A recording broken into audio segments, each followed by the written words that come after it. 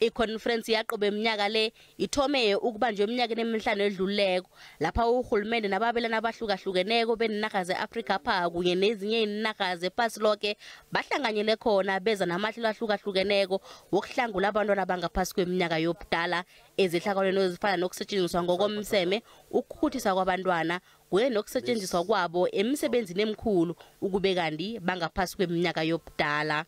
Umnqopho weConferensi le kuphungula intshijilo ezifana nalezi nge-8.7% ngomnyaka 2025 nokuziqeda nya ukuya phambili.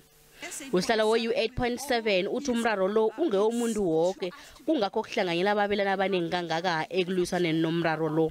When in 2015 these aims were given to the whole humanity, we thought that for target 8.7 we should create a global partnership. Okay. Why a global partnership? Because none of us, governments, international organizations, social partners or NGOs, can by ourselves alone reach these very challenging, goals. Ulakhe akbawo ovela eGhana uthi ungomunye wabongazimba bathu ukusetshenziswa bangaphasi kweminyaka yobudala.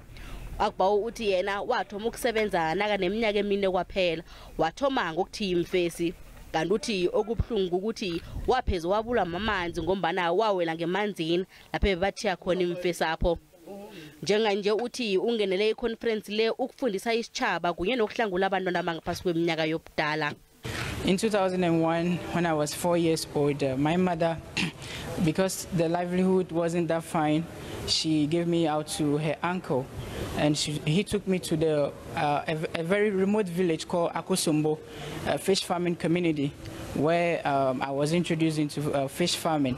So for several months, I've been on the river, going on the river with my grandfather without being in school. Zinengi indlela zokugandelelwa nokukhahlanyezwa kwabantwana abangaphasi kweminyaka yobudala. Ngezinye abantwana bafakwa ababelethi kanti ngezinye abantwana bazifaka isibona ngenxa yesimo somhlaba emakhaya. Ama-conference afana nala enzelwe uqeda intshijilo ezifana nalezi ephasini lonke ngombana ukusetshenziswa kwabantwana abangaphasi kweminyaka yobudala kutsho ukudinywa kwabo ilungelo labo lefundo kunye nokugandeleleka kwabo.